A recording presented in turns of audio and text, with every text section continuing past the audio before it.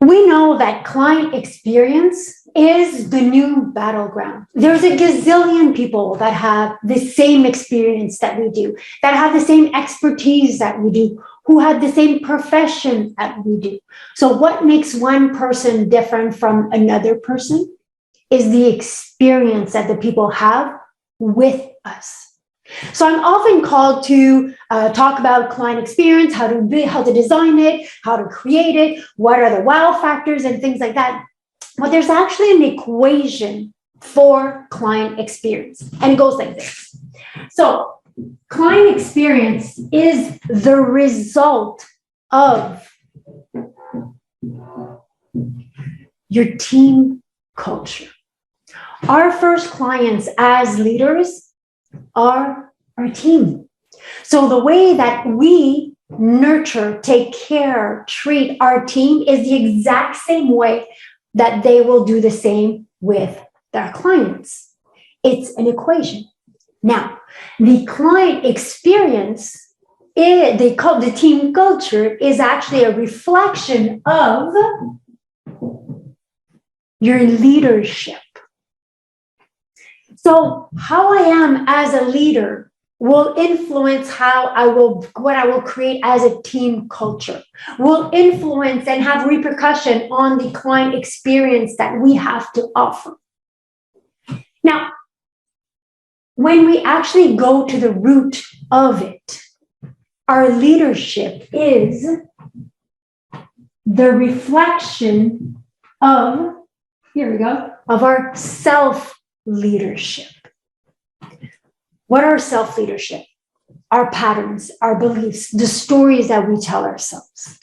This will influence my leadership.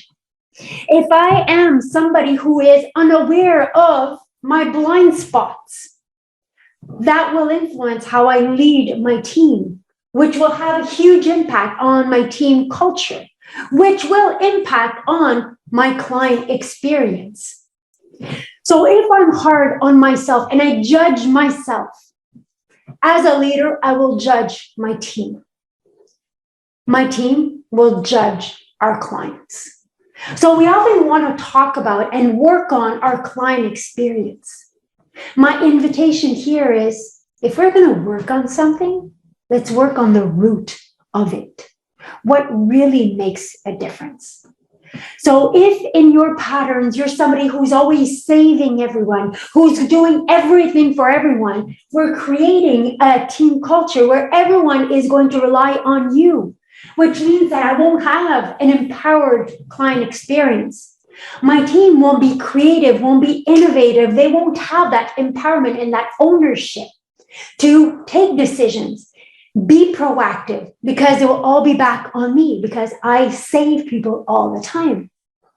At the same time, if I'm judging myself and I'm hard on myself all the time, I will do the same. So we see that our self-awareness impacts not just our leadership, not just our team culture.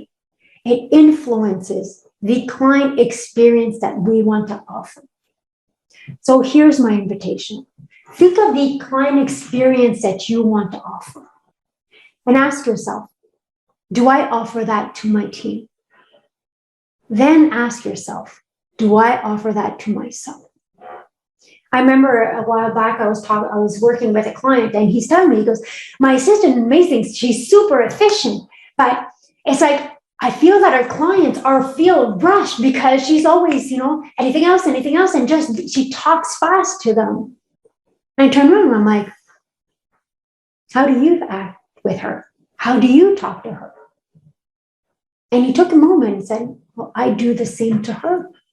I'm like, how about what do you do towards yourself? It's like, yeah, I'm also very tough on myself. And as entrepreneurs, we tend to be really hard on ourselves.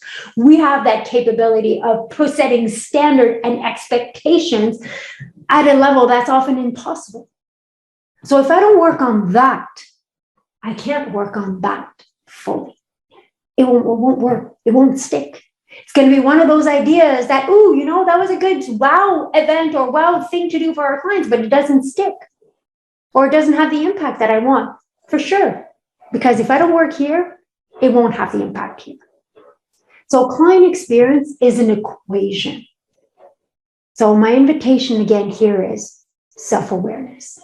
How are you towards yourself? Then you can look at how are you towards as a leader?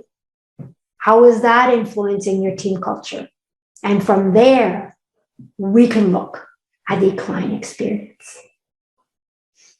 When I get to the root of any issue and I work on that, that's when I see that from there, everything else is possible because so much more is possible.